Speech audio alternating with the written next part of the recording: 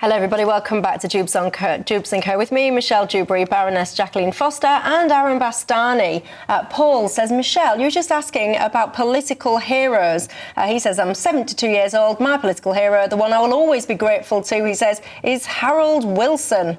He says, can you imagine if we had someone like Tony Blair as the PM in the 60s who bent over backwards for the US president? He says, good on you, Harold. This important interruption is brought to you by ExpressVPN. Protect your money and your identity. Click the link in the description or scan the QR code here to get ExpressVPN right now and save up to 73% on annual plans today. Right, let's get back into it. Well, there you go. International Men's Day. If you've got an inspirational role model you want me to read out, get in touch and let me know. But of course, look, we all know the announcements from the Labour Party about asylum seekers, and we all know that they've divided opinions. Well, look at this.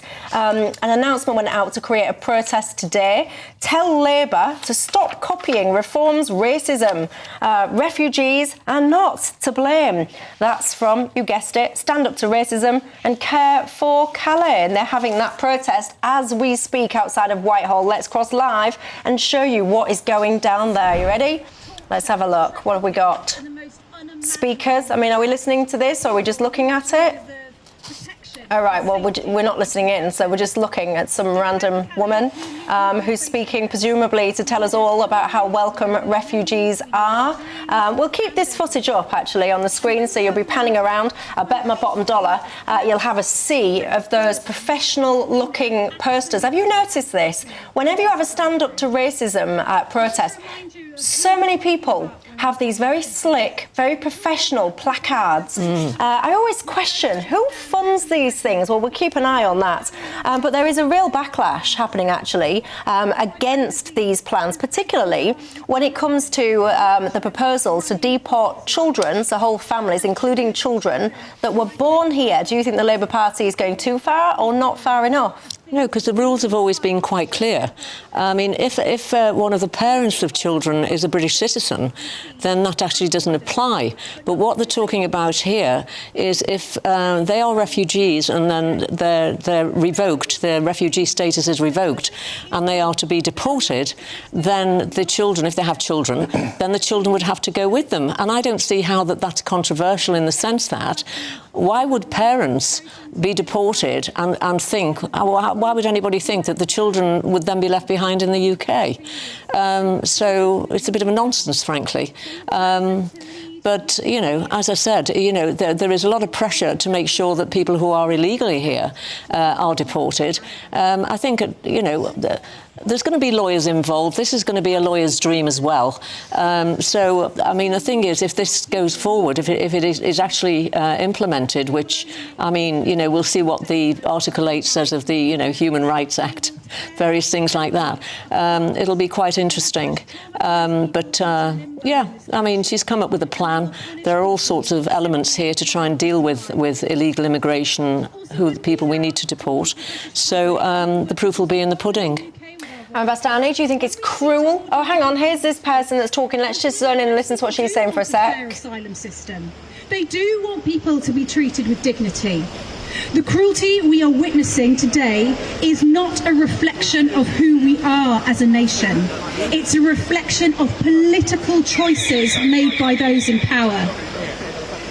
And I'm here to say that we reject those choices, and we reject those decisions, and we reject them. We will continue to stand side by side with people seeking safety because it is the right thing to do. And even when the world around us seems to be losing its morality, it doesn't mean we have to. Well, there you go, dipped into that for you. Cruelty. The cruelty that we are witnessing. I've never read anything so ridiculous in all my life. If that woman's definition of cruelty is picking people up in the Channel, hot-footing them back into the UK, giving them fresh and clean clothes, giving them 4-star hotels, giving them 3 square meals a day, giving them free leisure activity, giving them priority to healthcare, if that is her definition of cruelty, well, I'll tell you what, my mind is absolutely blown. Anyway, Aaron, go on. What do you think to it all? I think there are some aspects to it which do feel like they're performatively cruel. Now, what do I mean? jewellery, for instance. Nobody thinks that's... We spent 15... Shabana says she ain't doing that. Are they not? Have they dropped it? I mean, the point is we've spent about £15 billion on this so far. How much is the jewellery really going to raise? But she said she's not going to do that. She said what she was doing... She said it wasn't her idea, but it's going to be part of this broader operationalisation. No, she said what's happened is... Every time you're online, your money and your identity are at risk. Scams now make up nearly 40% of all crime in the UK. That's thousands of attacks every single day. In Britain, someone has their identity stolen every 2 minutes, leaving victims with wrecked finances and years of stress. The threat is real, and you could be next. ExpressVPN is your shield against criminals. It locks down your devices, hiding your personal information and financial details from hackers, scammers, and anyone else looking to exploit you. So whether you're checking your bank, shopping, or just browsing, ExpressVPN makes you invisible to prying eyes trying to steal your money and your identity. ExpressVPN shields your data with military-grade AES 256 encryption. That's the same standard trusted by the US government to guard classified information. This is the highest level of online security you can get. So don't wait for disaster. Secure up to 14 devices at once and get powerful password protection. Real support is available 24/7 because cybercrime never sleeps. Save up to 73% on annual plans today. Every moment you hesitate is another moment you're exposed. Protect your money and protect your identity. Get ExpressVPN right now. The media have been ridiculous, as often the media are. They've jumped upon this, oh, they're going to seize jewellery. What she was actually saying was that where an asylum seeker has assets that they're able to contribute to their own cost of asylum accommodation, that might be e-scooters, it might be cars, which is a bit weird, by the way, because which kind of asylum seeker gets on a small, not so small boat with a car? But anyway, that's what she was talking about. It means jewellery or phones, and the bizarre thing is we take their phones and give them another one. But anyway, so I think that's kind of strange.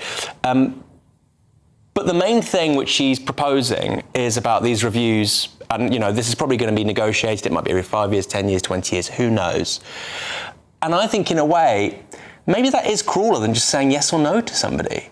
Don't you think? If you make a life somewhere, let's say you're in the UK for 15 years and it's reviewed and it said, no, you have to go back home, that does seem quite weird.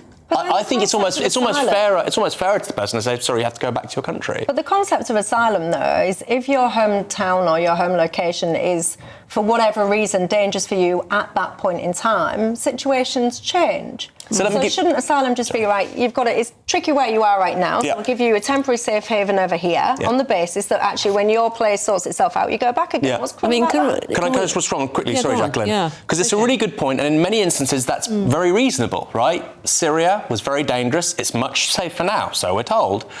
But let me give you another counterexample. Let's say we had a young Jewish child come over here in the 1940s, early 1940s. Well, you're talking about Alf Dubs. Yeah, no, it's a good example, and it's a challenging example, so I'm throwing it back to you, because I think most people think, OK, that's interesting. 1945, the fall of the Third Reich, would you then say to Jews who'd come over with the Kindertransport, we've denazified Germany? No. You can now go back. I think most people would say that's rather strange. Well, that's what's being proposed by Labour. Jack is shaking her head to that. Let's just put that one to bed, shall we? We're talking about exceptional circumstances. Well, quite, but that's... What we're talking about now is, just touching on the jewellery, if pensioners in this country end up going into care, they have to forego their pension towards their keep. So to me, as far as, a proposal to say if you have assets, then they could be put towards your keep, because obviously the taxpayer pays, I think is pretty reasonable. They would obviously have to be well thought through. Notwithstanding that, I think as Michelle raised, we've given shelter to a lot of Ukrainians. I have friends who've actually looked after a lady and her baby, and who's now a little boy. But the deal is whether it could be, as you mentioned, other parts of the world, Syria. These are temporary agreements, actually, that take place. And the whole point is that this is a safe haven, but once these places are sorted out, these countries, then you have to go back. You should have to go back.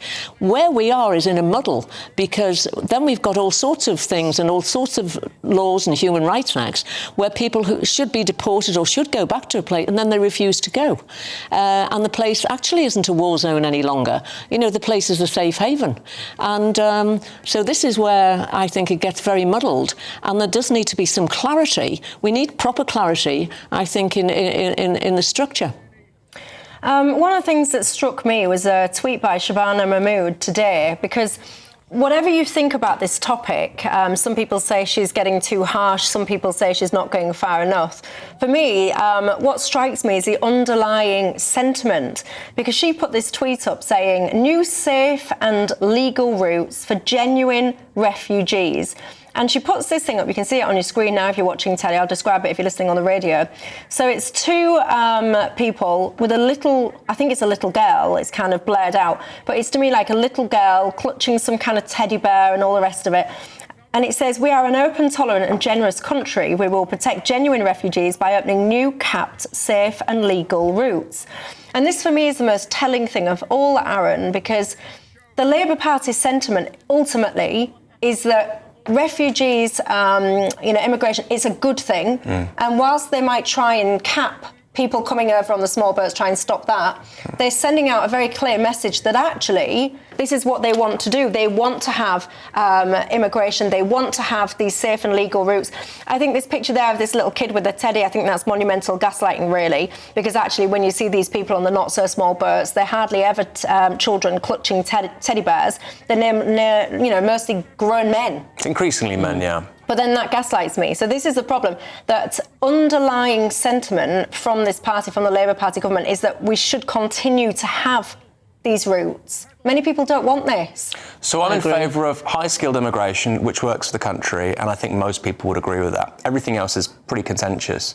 What I would say in response to that, though, Michelle, is that what Labour have outlined in the last 48 hours is far to the right of anything the Tories did in the last 14 years, the previous 14 years. And I think a lot of people have been politically wrong-footed by it. And I do think, whatever one's views on this, pro this or that, anti this or that, I do think Shabana Mahmood is probably going to get a much firmer grip on this issue than the likes of Priti Patel or Suella Braverman. And I think that's a real challenge, less to reform, because reform can always say, well, whatever you do, we're going to go even further. But it's a real challenge to Conservatives. If over the next 2 years, Labour really get to grips with this, I think it's going to be very hard for Tory candidates to go to their constituents in 2028, 2029 and say, please vote for us. Because people will say, well, I don't like Keir Starmer and I don't like anything Labour are doing, but on asylum, they've still done a damn sight better than you have. Can I just pick on quickly on the safe routes? I don't agree with safe routes. You don't, or you do? No, there is a safe route to come to this country, and it applies if we want to go and live in another country.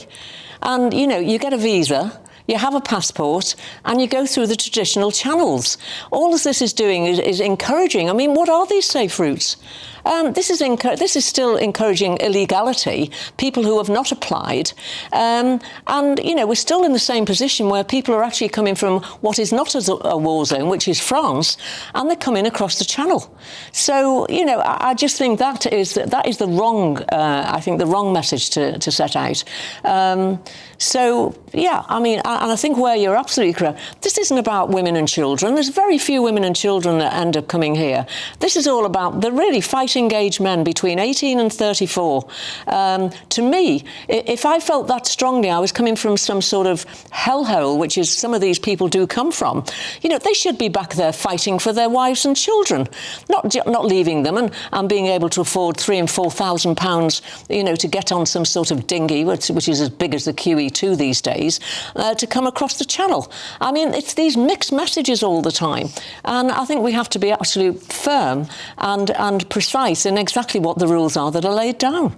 Yeah, I just think this is still muddled. It's still muddled, in my view. I just think that they're missing the mark, because with all of this tough talk, their sentiment, their core foundation starting point is migration is a good thing. Asylum is a good thing. This country should take in lots more asylum seekers. And I know, because I talk to you every day, I know that the sentiment of many of you watching and listening to this programme is actually, Michelle, charity begins at home. You're fed up in extending the arms of comfort outward to everyone else and every other country and every other nation and every other challenge, when actually, when you turn around and look inward, there's so much hardship going on in this country, especially when many of you will be asked to pay more at the budget as well next week to fund all of this. Get in touch.